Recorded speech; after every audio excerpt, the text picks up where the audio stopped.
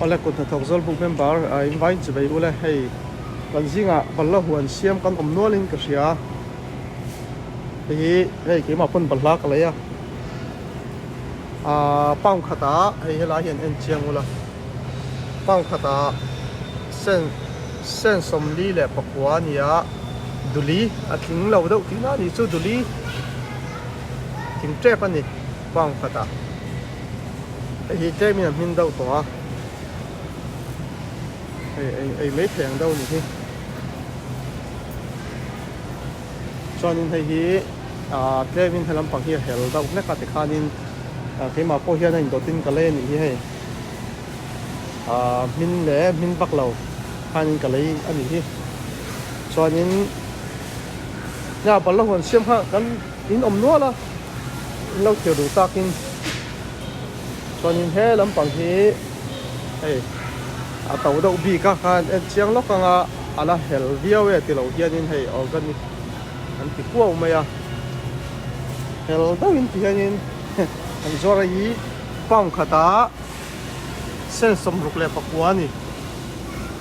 e chu tlem ya tàu đâu ka in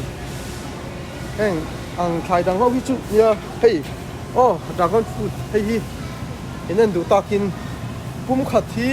ở bên lâu tàu về mình thì cái bộ cái chiang ngải bị mía rồi dragon fruit cả puram road quay thế pu samuel thế cả hey in lâu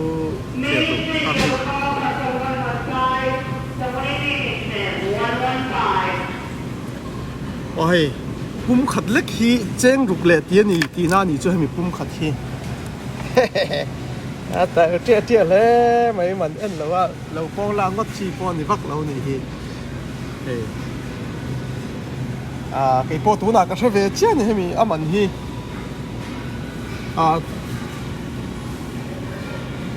cho nên hay phăng ma thì bộ hi lâu tàu khó mấy khi mình ăn lâu là tập tốc chi cái này hay sắp thế này hay sắp thế này hay hình dạng cái này itu cumi, ai lah yang tinggal dah pulau mulai.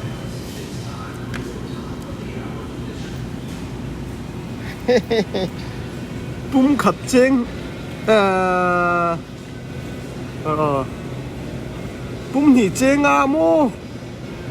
cắt sấy thì kèm sắp thì pum ni, hay bị pum tao thì, cái gì, kalau em ngay lâu đấy. Thì cheng thì vắt tơ tiệp về hay mi pum hi pum mà liền lâu nha ar tui tia hi pum hi cheng adik mo có soi so lem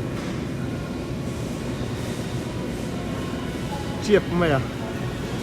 cho nên hay hi mi zo in tiếng anh cậu ta sẽ chiang ta chia lâu hi hi soi cái sẽ chong lâu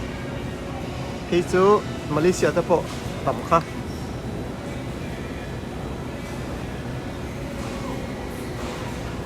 pum khát hi sen som nga pum hi cheng khát ni hi sắp thấy chỗ tàu lẽ mấy hay hình anh ula chân chú India na hay cần thar man lâu ni chú vàng ta po ni cho nên dragon fruit po hi pum khát cheng ruk le sen som li pakwa ni pum khát ringot hi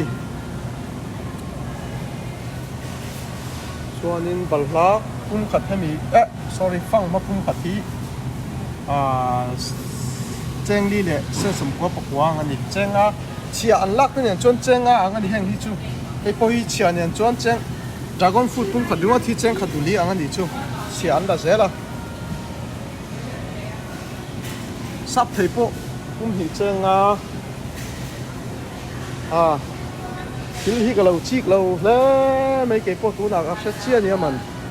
cho nên anh ấy thiếu đắngกันทีหลังanh group member thì nó hoàn thành chính hàng đâu cho nên hoàn thành po hi hey mai cái po chỉ trong ôm hay cái po hi sao mà cho nên anh ấy du lắm bằng chú he lam pang hi zu ani he zu mun he lam a pol zu lam hi chu zu da ani nam mo viau lo ang chonin kan hnuah khan in ser tui sor kha in oma